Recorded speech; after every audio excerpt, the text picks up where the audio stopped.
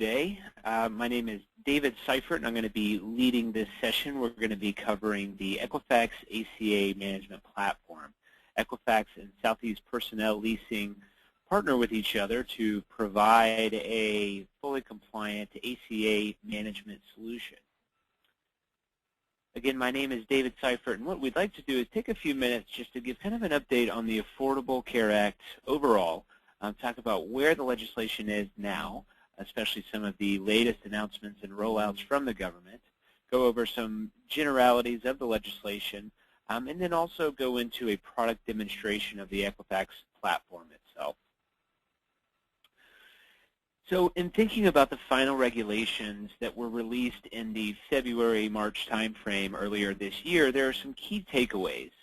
Firstly, the applicable large employer threshold. So the legislation always stated that any employer that has 50 or more employees must be in compliance with the legislation. Well, that will still be true in 2016 moving forward, but just for this first year, the threshold is 100 employees. Now, the threshold for compliance, meaning what percentage of the population do we need to offer benefits to who are eligible in order to be in compliance and avoid the big ACA fines? Well, that has always been 95%, so have to offer benefits to 95% of our full-time population.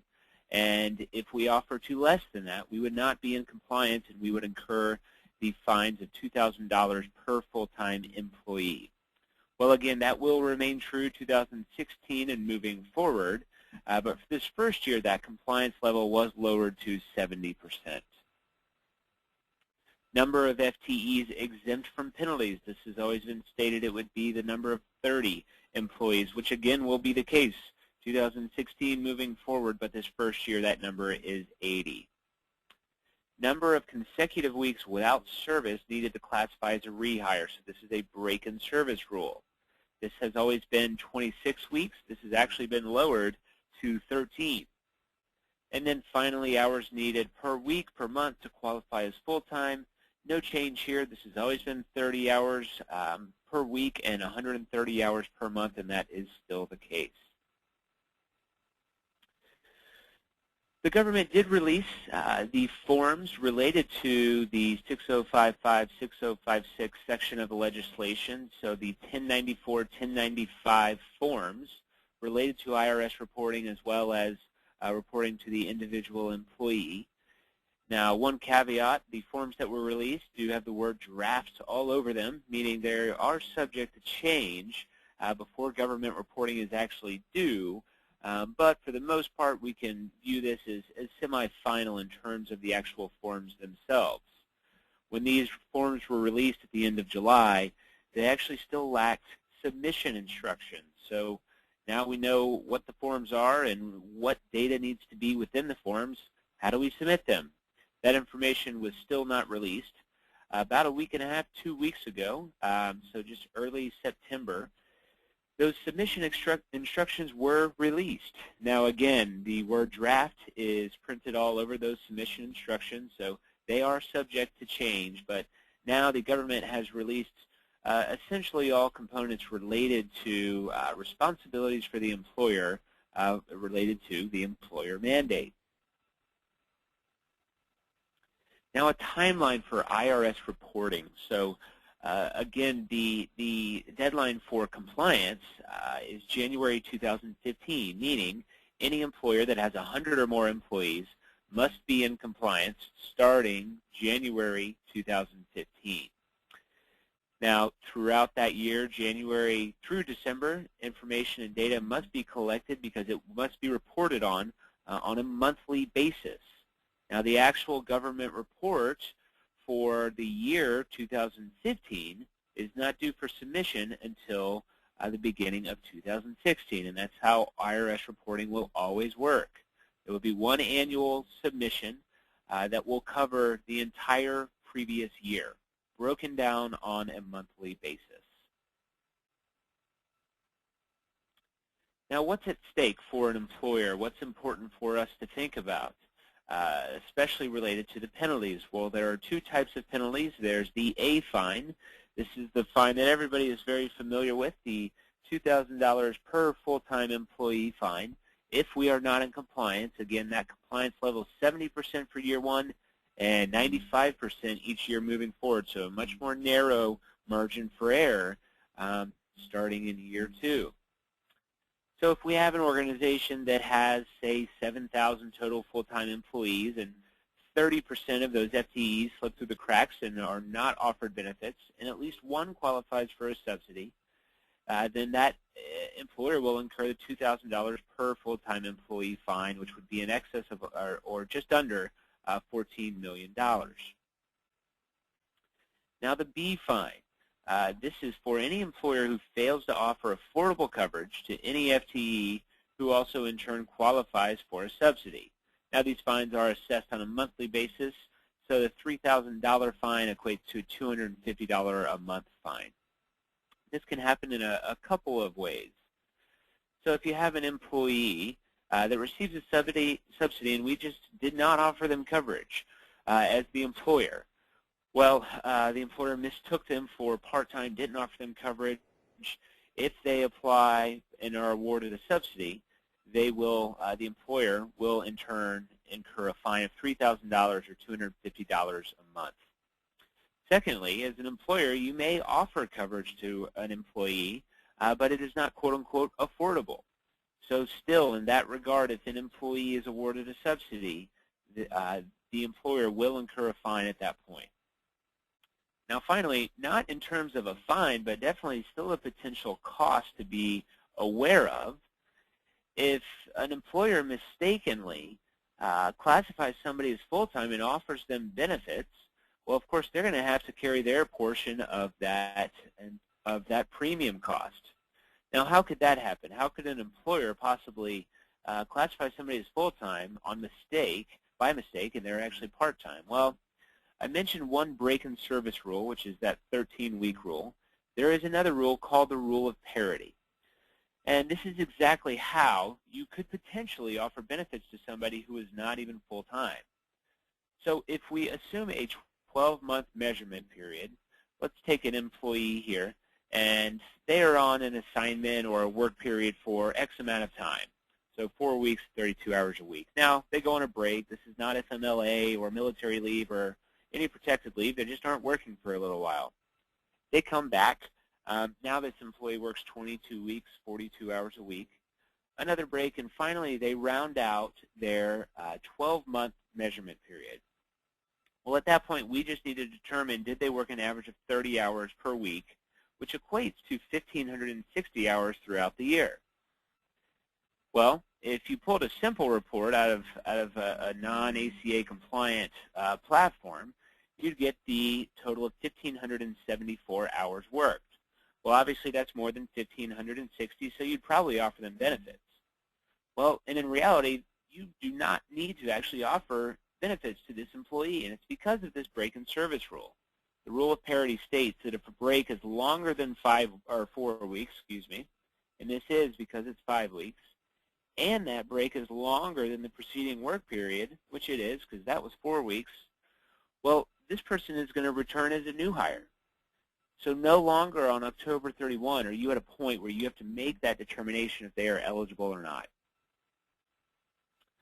A couple more examples just to really highlight some of the complexities in terms of calculating eligibility and why it's really critical to leverage some type of ACA compliant platform. Otherwise, this manual process of tracking and calculating would certainly be quite cumbersome. So if we look at this first employee, worked 20 weeks, 35 hours a week, went on a break, and then finally 22 weeks, 29 hours per week. Is this person eligible in 2015? No, this person is not because they worked less than an average of 30 hours per week. This second employee is shorter initial work period, a longer break, and then finally a longer final work period. Is this person eligible? Well, we don't know yet. We don't have to make that determination because of this break-in service. This employee met both of those break-in service rules I mentioned, that 13-week rule.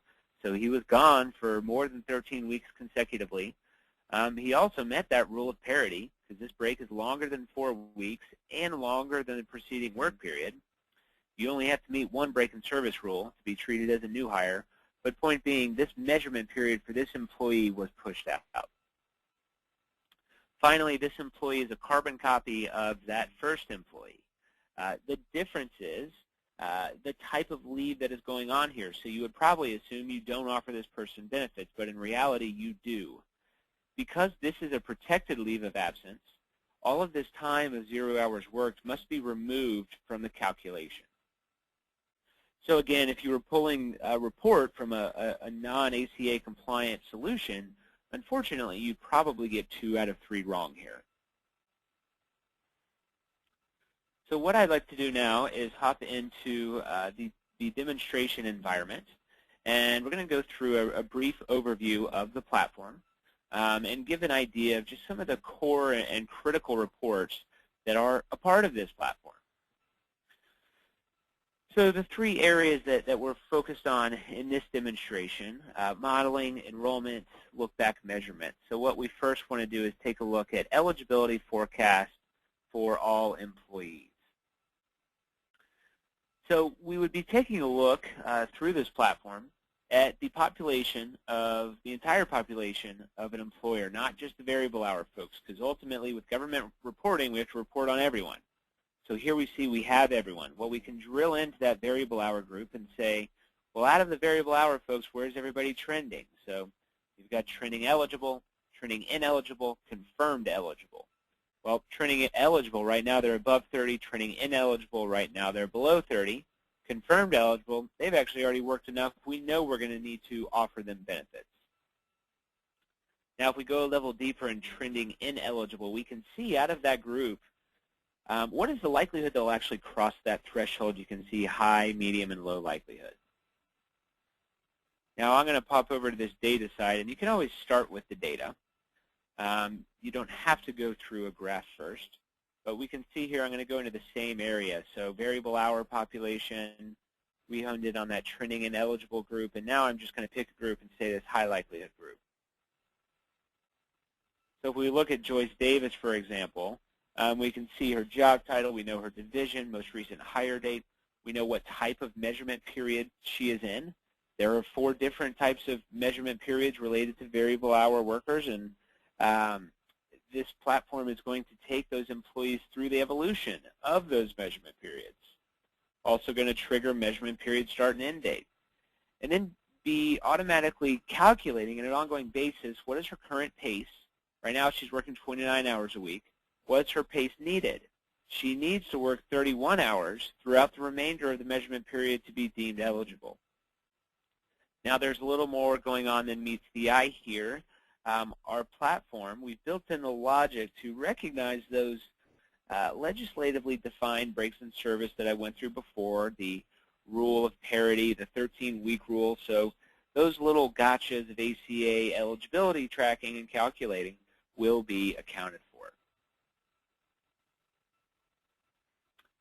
A couple of other very handy reports, off-cycle enrollment projections. So the general concept of determining when employees are coming off their measurement period sounds pretty simple, but it's actually quite complex. And that's the whole concept of a measurement period. So you can't just take an annual report of all your employees and say, okay, let's just see who worked an average of 30 hours a week.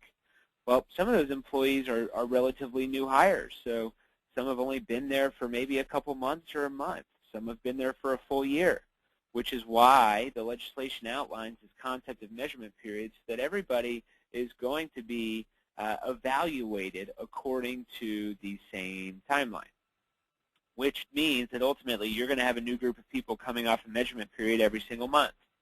So you're going to be able to see here on a month-by-month basis who that is and how many people are trending to come off their measurement period, if they're trending to be eligible, if they're trending to be ineligible. And then ultimately you're going to have the final output of a list of all of the people that we need to offer benefits to.